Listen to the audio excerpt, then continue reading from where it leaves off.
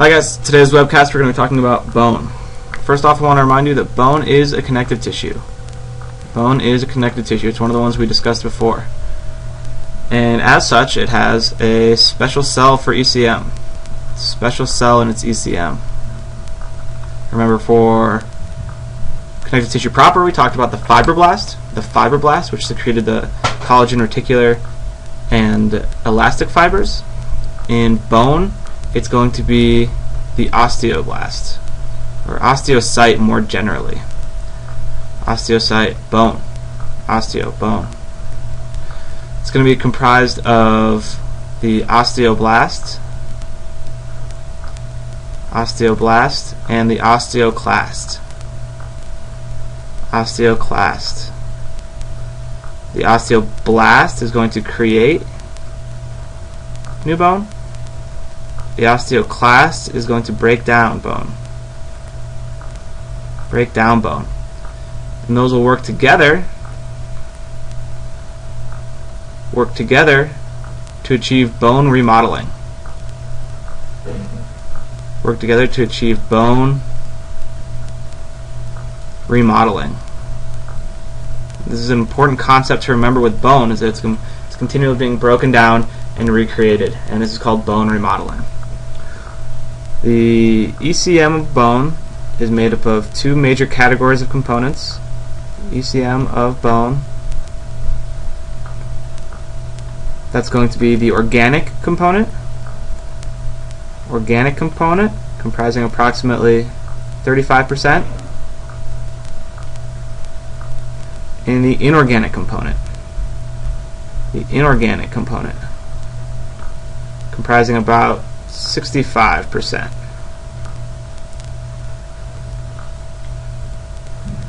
The organic component is going to be defined by anything secreted by osteoblasts. Anything from osteoblasts. Anything from osteoblasts. And this is going to be referred to as osteoid. Osteoid. Bone again, and this oid is going to be like. It's going to mean like. So this is bone-like material being secreted from osteoblasts. On the inorganic side of things, it's going to be made up of hydroxyapatite. Hydroxyapatite. APATITE. And what this is are mineral salts. Mineral salts. So you can see why that's inorganic. And this hydroxyapatite is actually going to be mostly calcium phosphate. Mostly calcium phosphate. And the reason it's called hydroxyapatite has to do with the actual ion formation, which is going to be Ca5PO4 phosphate 3, and this is called an apatite ion. This is an apatite, and you have that followed by a hydroxyl group. So you have hydroxyapatite.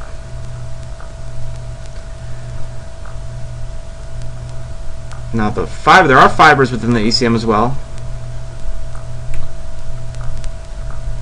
Fibers of ECM, but it's only going to be collagen. Only collagen. The other two, reticular and elastic, are not found within bone. And the hydroxyapatite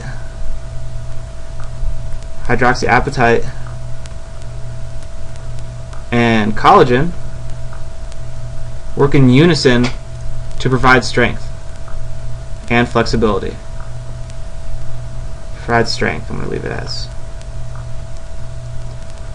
And specifically, hydroxyapatite resists compression while the collagen, as we talked about before, resists tension. Resists tension. So you can see why these two working together would create strong bones for us. And an analogy would be cement and rebar. Cement and rebar. Whereas a cement is what takes the compression of whatever's on top of it, and the rebar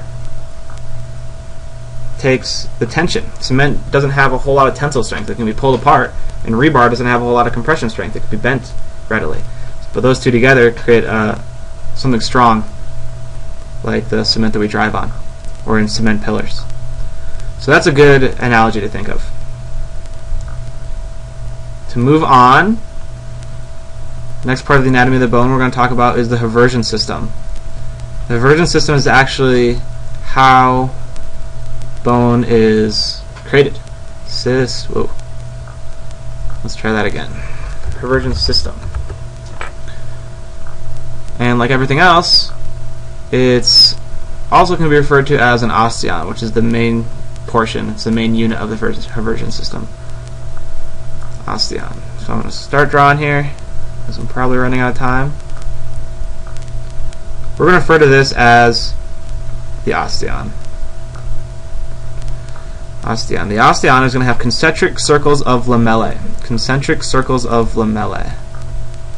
So let's draw some concentric circles. I'm leaving gaps in here right now. You'll see why in a second. You can see we've created concentric circles here.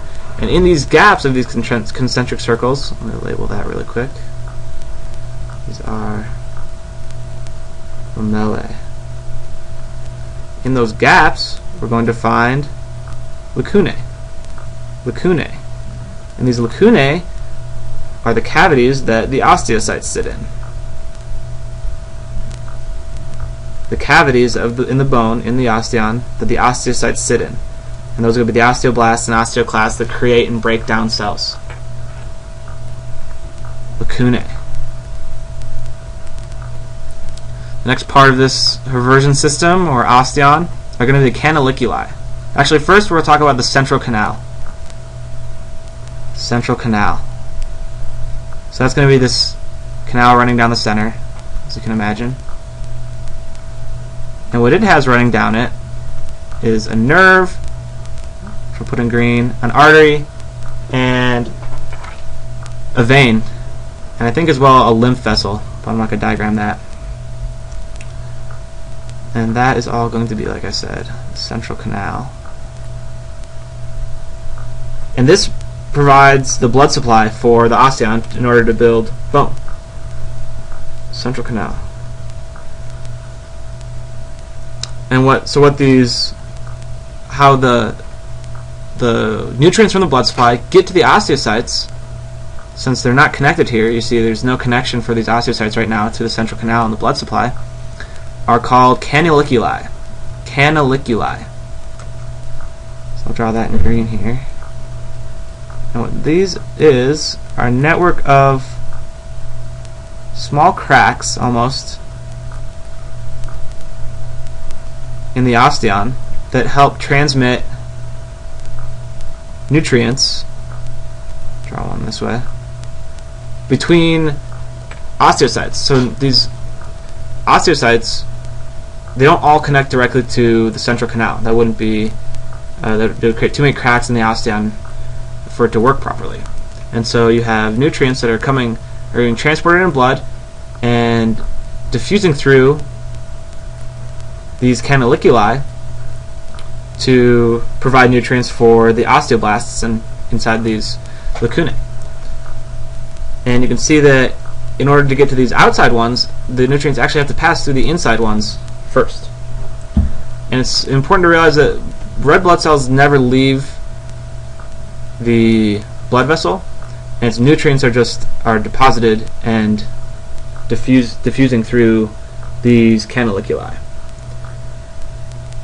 The last thing I'm going to mention here is that the Haversian system or these osteons, adjacent ones are connected via perforating canal, and I'm not going to draw that, but these central canals are connected to adjacent osteons. So if you can imagine another one right here or right here. So if we took this and put another one right here, they might be connected by a perforating canal or Volkmann's canal. Perforating canal. And this is how neighboring osteons communicate with each other. The very last thing I'm going to talk about here before I sign off is going to be how these look together and different types of, how it's going to look in the bone. So we've got, we'll draw a little line right here. Got one osteon here, we've got another osteon here. These lamellae are actually called concentric lamellae, because they're concentric circles. You've got another set of lamellae called interstitial lamellae, and these are going to be remnants of old osteons. So you can see these, you can imagine just big arcing circles around here. Remnants of old osteons make up the interstitial lamellae. Interstitial lamellae. And there's one final set of lamellae we're going to talk about, and these are called circumferential lamellae. Circumferential lamellae. Lamellae around the circumference. And these are going to be directly adjacent to the periosteum and the endosteum. So the periosteum is the membrane outside the bone, so that'll be found out here, and the endosteum is the membrane inside the bone, so that's going to find on the inside of this. So there's circumferential